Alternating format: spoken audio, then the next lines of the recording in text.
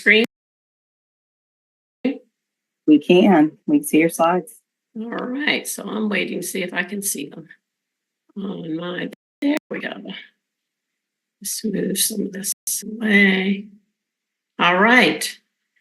So I am Hogan Pedalo. I'm a psychiatrist in private practice on the Eastern Shore of Maryland, and I'm really happy to be here. I've been tracking collaborative care, haven't become a collaborative care provider yet, but my specific interest is in how relevant something I do, I believe, is for collaborative care, and I want to tell you about that. So the questions I want you to put in front of you would be, what might be the impact of improving heart rate variability, peripheral skin temperature, overbreathing, or prefrontal cortical function in your patients with stress-related conditions? These are all typical targets that are accomplished with biofeedback and neurofeedback. So my goal is to help thought leaders and clinicians come up with innovative ways to add these modalities into our medical practices and psychiatric practices. I've been in the practice of psychiatry 30 years, and 15 years ago, I learned about and added neurofeedback and biofeedback into my practice. And what has amazed me is that I can have a direct effect on brain and body physiology through operant conditioning.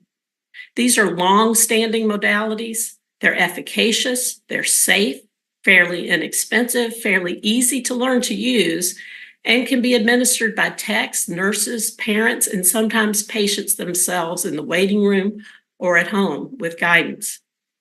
Yet they remain almost unavailable for patients. So the innovation would be figuring out how to get it to them. It's not a new modality. So given that the U.S. is experiencing an epidemic of stress-related conditions, and that we are being asked to deprescribe, to avoid adding medications for the elderly, advised to avoid polypharmacy, we have minimal options for TBI, yet how are we supposed to deprescribe and use minimal medications? Because neurofeedback and biofeedback work by improving body and brain regulation, they're potent not just for stress-related conditions, but also generally good for wellness and resilience. And regarding medications, they can often lead to less medication or resolve symptoms without additional medications. In my experience, right away, I saw that neurofeedback felt like an anticonvulsant because it had such broad and stabilizing applications. Also, these are low stigma. So we have an advantage with these modalities that some people will enter into treatment through a more attractive back door of optimum performance. They are long used in school performance, sports performance, performing arts, and they can improve general self-regulation, reduce reactivity. It's beyond the scope of this presentation to review the research, but my website has information and I added slides in this presentation that you can look at. I'll suffice it to point out that the Mental Health Association of Maryland, our own advocacy organization, published in 2021 a comprehensive neurofeedback research update and analysis, finding neurofeedback to be efficacious. The Kennedy Forum in 2015 found that the primary barriers to the adoption of these are lack of awareness by practitioners. That's why I'm here. And lack of access to the biofeedback devices, which are very affordable for physicians. And one of the most exciting new resources is the 4th edition of Evidence-Based Practice in Biofeedback and Neurofeedback, published in 2023. It listed 42 of the syndromes commonly encountered, not just in psychiatry, but in primary care, like hypertension, asthma, headache, migraine, diabetic control, immune function, as evidence-based and gives the research, summarizes the research. The evidence is plentiful. We've had AMA-approved CPT codes and FDA approvals since the 70s. The codes have not been well maintained, I think, mainly because of the lack of interest among physicians and the lack of funding from the manufacturers of these modalities. They don't have the money that drug companies have to promote themselves. So to introduce you further to these modalities, I want you to just take a quick look at these pictures, thinking about how is brain performance related to behavioral health. Powerful control and skill needed here, excellent timing, endurance, reliability, and resilience. That's what we want in brain function around mental health issues. Good performance requires a well-regulated brain and body. Most of that regulation is highly unconscious and highly learned. Our brain, of course, is like this times a billion, with people throwing wet rags and towels into the audience and tackling the jugglers. Our brains have to handle so much. So what happens when we're not well regulated? We're more like this. We start to wobble cognitively, emotionally, and we're prone to wiping out. Our brains are in charge of so much. What if we could strengthen regulation in these areas through a learning modality, through operant conditioning, using biofeedback and neurofeedback?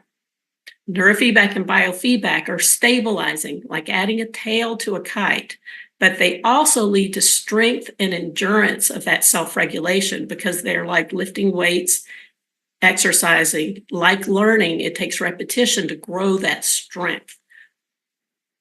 So what I use in my practice are EEG neurofeedback and passive infrared hemoencephalography. It's a mouthful. It's a neurofeedback measuring infrared output from the prefrontal cortex. And I use peripheral biofeedback for heart rate variability and hand warming. So I'm going to explain these briefly. I'm just going to give you some basics about biofeedback. We collect a body measure of a physiologic function. We give the participant feedback. Then the patient learns to control the signal. And that learning translates into improved function of that physiologic system. Normally, we're not aware of our heart rate, skin temperature, or muscle tension until it's out of whack. It's all unconscious as it's getting out of whack. And then we experience pain or other disconcerting symptoms. We measure all these things in medicine, but we don't generally think of using biofeedback to change them. So once we measure, we provide feedback, audio, visual, tactile. The patient is unaware of his EEG behavior normally, but he's actively changing it in response to the feedback. We're using a conscious window into an unconscious physiologic function. And then we're changing it through operant conditioning. The functions associated with the area and parameter targeted improve with enough practice. So let's just look at heart rate variability. Most psychiatrists stop with normal sinus rhythm. Heart rate variability is looking at that rhythm over time. We all remember keeping an eye on the fetal heart rate as the first sign of distress. Heart rate variability predicts development of hypertension in the healthy. It predicts survival after a heart attack. It predicts higher risk sudden death in the general population. And it's a better predictor of long-term cardiovascular health than blood pressure, cholesterol levels, resting heart rate in healthy individuals. So a good question would be, I wonder how my heart rate variability looks. Or why aren't we utilizing the biofeedback, to actually improve heart rate variability in our patients? Heart rate variability is done using an ear sensor that you can plug into an iPhone or a more sophisticated biofeedback device. And then we use the patient's conscious attention and coaching to their breath and have them watch the reading of their heart rate variability. The top line here reflects a patient whose heart rate variability reflects a stress state and a quick breath pattern, shifting to a slower, below, softer breath. The clinician or tech coaches the patient and encourages practice. So you can do this you can introduce a patient in a single session, have them back 3 to 10 sessions, depending on how well the patient learns and how motivated they are to practice at home. And they can practice just the skills at home. And when they come back to the office, plug in, see how much better they can make their HRV. Or they can have a unit at home and progress more quickly. The more they practice, the quicker they will get there. There's much more in the realm of peripheral neurofeedback that can apply in the clinic setting. We can provide feedback with a respirometer that shows us the quality and frequency of breath. We can use capnometry to identify and correct overbreathing. Overbreathing is not always easy to detect, but it's associated with panic, anxiety, and poor stress response related to many chronic stress-related conditions. And temperature training can be very useful in bringing down blood pressure, overall anxiety. It can help with pain. This is a simple $25 hand warming tool called the stress thermometer. We coach patients on how to attach it. We educate them. Really, we use very systematic and diligent coaching as key. We ask the patients about their practice. We ask them to chart their practice. We stress practicing under ideal conditions, just like you go to basketball practice in ideal conditions before you learn how to play basketball in the game. There's a lot of coaching. We especially insist on eyes open, first of all, so you can see the feedback, but also because eyes closed relaxation training, which is what most therapists I know do, is not the same as practicing relaxation skills with your eyes open. I send patients home with tip sheets, ask them to graph their process, and check on homework. EEG neurofeedback is fairly simple. We use two computers, one the therapist looks at, one the client looks at. We put a sensor on the head. And then we're training the patient, the area of the brain that is most related to the symptoms that we're trying to improve. You might ask, how can neurofeedback be like an anticonvulsant or target such a large range of symptoms? It's because where we train the brain determines the function affected.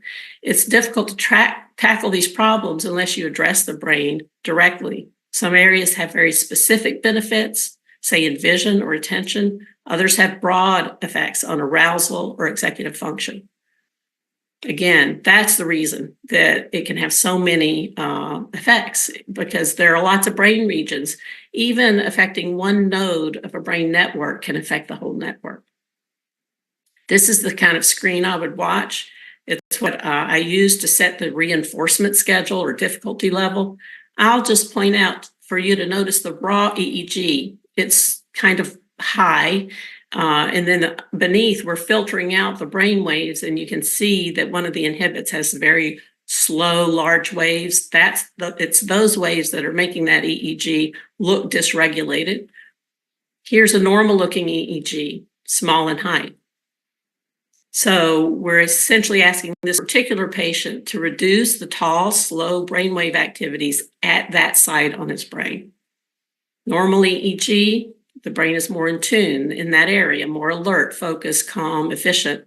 An excessive slow EEG causes you to work harder. The brain is less efficient. It's like the kid wobbling on the bike. This is just another example of excessive slow waves and a better regulated EEG. This is an alert, awake brain.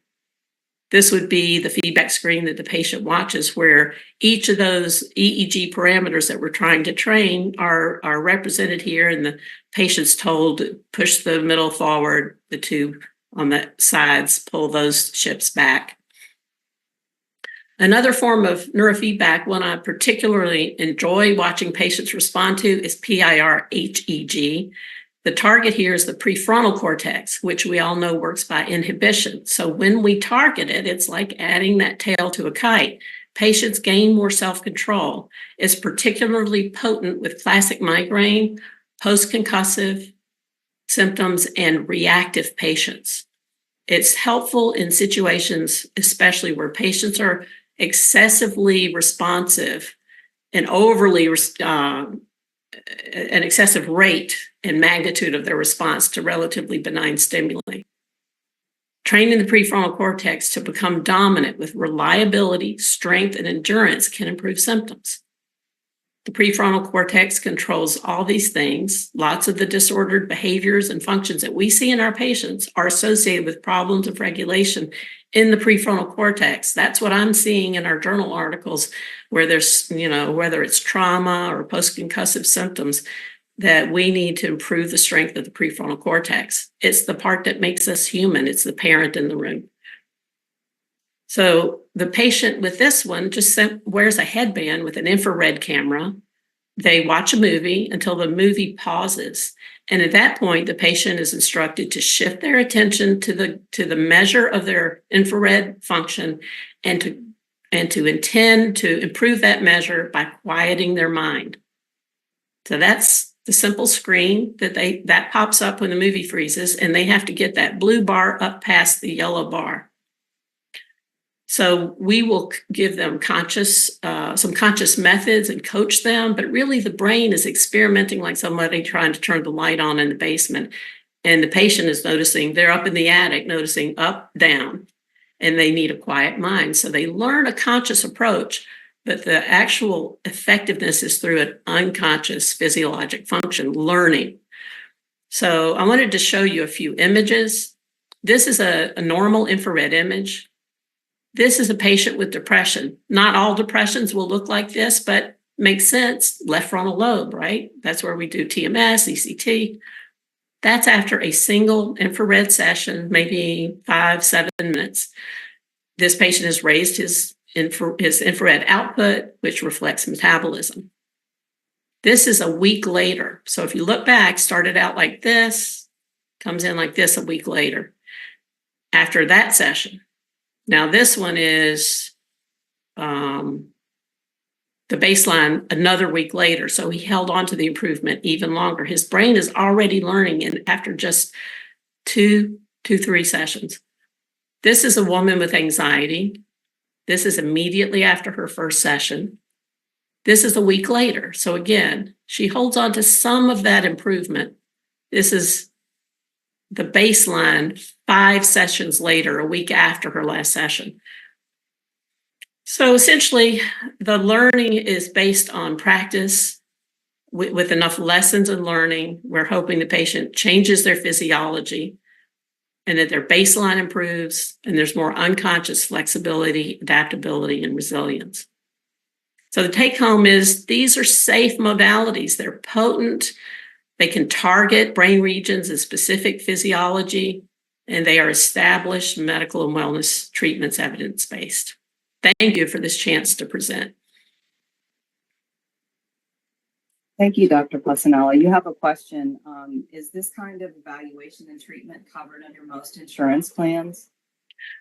I would say that Medicaid is the one that covers it most reliably.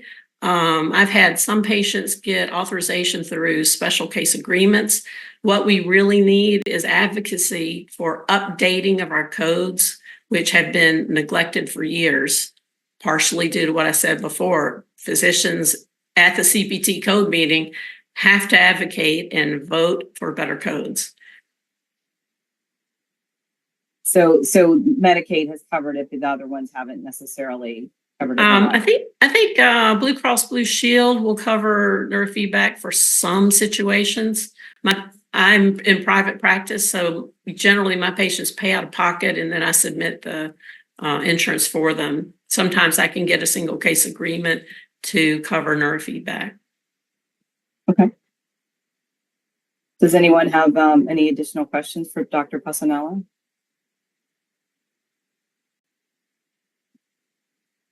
One thing I would mention is that because techs and nurses can help administer this and patients can learn to self-administer, that's how I've helped some patients to afford it whose insurance didn't pay.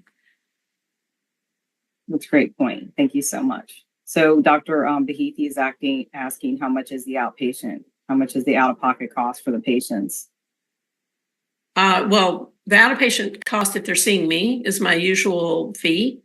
But if you just set them up and they did it at home, if they do it at home, there's only the cost of renting the computer and the system. So if patients need to get 2 of these a week or 3 a week for 40 sessions, they might do 1 online with us. But I've had patients who would do 4 sessions before they do another one with us online. And in that case, they pay nothing to us.